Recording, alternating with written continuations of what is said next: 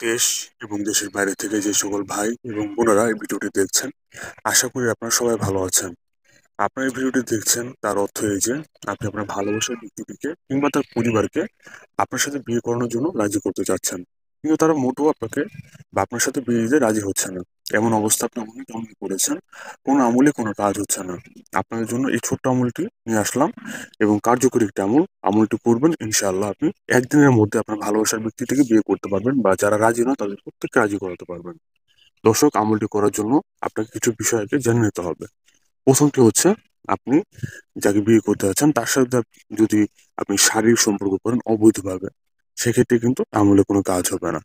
এবং দ্বিতীয় বিষয়টি হচ্ছে, আপনি যাকে ভালোবাসছেন বা যাকে বিয়ে করতে যাচ্ছেন বা যার পরিবারের আপনার সাথে বিয়েতে রাজি হচ্ছে না, তাদের উপর যদি কেউ আগে থেকে জাদুটনা করে থাকে, বান মারা থাকে বা বশীকরণ করে রাখে, সেক্ষেত্রেও কিন্তু কোনো আমলে কোনো কাজ হবে না।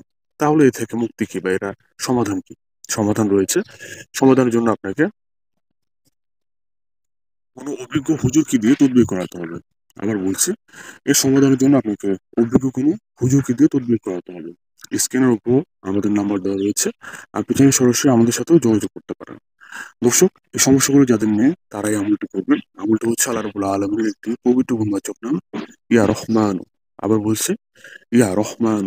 এই নামটি রাতে ঘুমোতে যাওয়ার আগে 101 বার পাঠ করে আপনার প্রিয় ব্যক্তিদের চেহারা স্মরণ করে বা যারা আপনার সাথে বিয়েতে রাজি হচ্ছে না তাদের প্রত্যেকের চেহারা স্মরণ করে বা ছবিতে আপনি ফু দিয়ে দিবেন।